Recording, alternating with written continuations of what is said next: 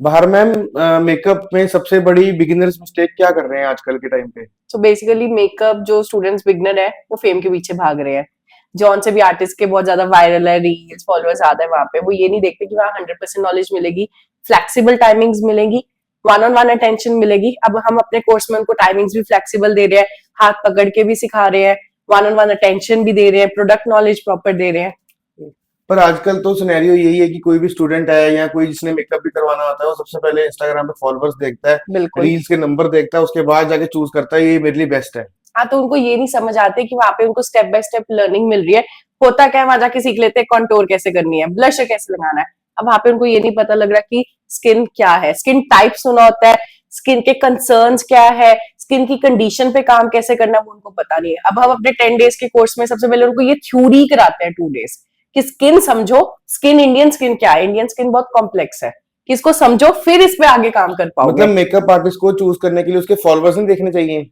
Sir followers ठीक है अगर वो, बट उनपे ये भी देखो कि जो वो रील्स डाल रहे हैं वो राइट गाइडेंस दे रहे हैं, वो नॉलेज दे रहे हैं, कि सिर्फ डांसिंग रील्स डाल दी जा रहे हैं या ठीक है। शोशा कर रहे हैं। आपके कहने का मतलब है कि असली में नॉलेज भी होनी चाहिए उस चीज की, बिल्कुल। और जो भी प्रोसेसेस हैं उनके एक अब डिटेल्ड जो भी नॉलेज देते हो स्टूडेंट्स को, वो हम्म। एक टाइमलाइन के अकॉर्डिंग देनी चाहिए, फॉलोअर्स पे नहीं जाना अब चाहिए। होता ही क्या है, स्टूडेंट्स जिनके रील्स बहुत वायरल है, फेम के पीछे भाग के वो उस मेकअप आर्टिस्ट के पास पहुंच जाते हैं।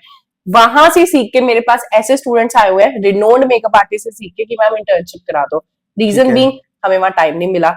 हुआ क्या, पहले तो उन्होंने बोला आर्टिस्ट खुद सिखाएगा, आर्टिस्ट ने डेमो दी, आर्टिस्ट चला गया, उनकी टीम खड़ी है बस। टीम खड़ी है तो आर्टिस्ट तो टाइम दे ही नहीं रहा। अब वहां पे उनको फुल नॉलेज नहीं मिली, उन्होंने लाख रुपया वेस्ट कर दिया। हम जैसे कि मैं अपने कोर्स में खुद उनके साथ खड़ी रहती हूँ, नहीं समझ आ रहा उनको प्रॉपर करवाती हूँ, ना कि टीम खड़ी होती है, तो यहाँ डिफरेंस आ गया। ओके। ये बाहर में मेरा क्वेश्चन था, जैसे कि आजकल मैंने नोटिस किया कि जितने भी मेकअप आर्टिस्ट हैं बहुत सारे प्रोडक्ट्स की प्रमोशन करते हैं। तो मैं पूछना चाह रहा हूँ, एक्चुअल में वैसे वो प्रोडक्ट्स की नॉलेज भी देते हैं स्टूडेंट्स को कि जस्ट वो प्रमोशन ही करते हैं just to earn the money? देखो, अब उनको पेड प्रमोशंस आई होती हैं, तो वो क्या करते हैं, स्टूडेंट को वो ही प्रोडक्ट बार बार बताते रहते हैं, यही ले लो यही ले लो यही ले लो, क्योंकि उनको तो पेमेंट आ रही है ना उसकी। अब उसमें यही होता है, स्टूडेंट को राइट प्रोडक्ट नॉलेज मिलती ही नहीं है। हम क्या करते हैं, अपने कोर्स में इंटरनेशनल प्रोडक्ट्स भी बता रहे हैं, ड्रग स्टोर भी बता रहे हैं, वो बता रहे हैं कि स्टूडेंट का बहुत पैसा ना खर्च हो और वो राइट प्रोडक्ट ले सके जो ऑल स्किन टाइप पे चलेगा।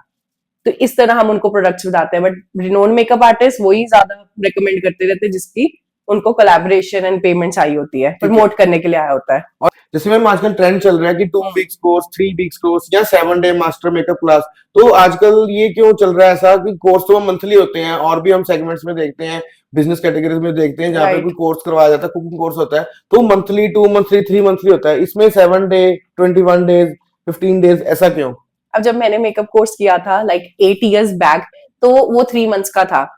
देन आई रियलाइज, आज मैं रियलाइज करती हूँ, वो उन्होंने 15 दिन में एक ही चीज कराते गए, लाइनर लगाओ लाइनर लगाओ लाइनर लगाओ, टाइम वेस्ट। उससे क्या था, वो हमसे फी ज्यादा चार्ज कर पा रहे थे। अब ठीक जो है। ये 2-3 वीक्स का कोर्स है, क्योंकि मेकअप एक स्ट्रक्चर्ड सिलेबस बनता है, तो उसे अकॉर्डिंगली चलता है, इंटेंसिव हैंड्स ऑन प्रैक्टिस। एक दिन हमने डेमो दी, दूसरे दिन स्टूडेंट प्रैक्टिस कर रहा है, तो उससे स्टूडेंट के दिमाग में वो चीज प्रॉपर फिट हो जाती है और हाथ में वो स्किल आ आप जाता मीन्स है। पॉइंट टू पॉइंट आप चीजें बताते हो जो और कि इसमें बहुत एक्चुअल। ऐसे खींचने वाला कुछ नहीं है कि हम 2 महीने 3 महीने ऐसे करें।